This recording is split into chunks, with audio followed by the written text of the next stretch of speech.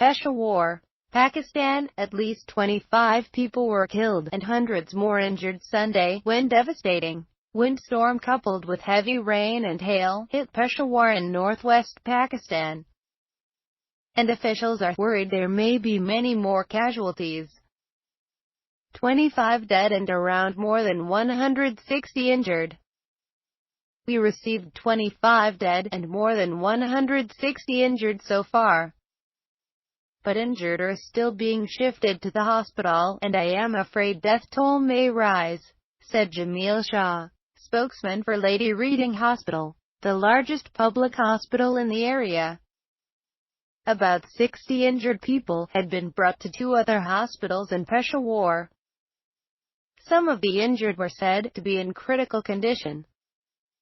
Many other injured people have yet to be taken to hospitals because of road conditions, officials said.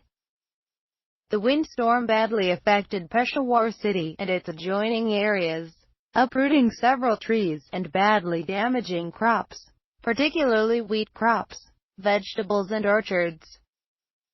Peshawar Deputy Commissioner Riaz Mesud said several houses and buildings had been collapsed due to winds and rain.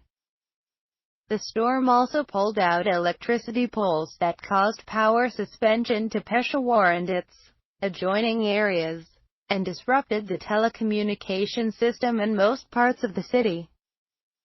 The government of Khyber Pakhtunkhwa province declared an emergency and called in all the doctors and supporting staff to help.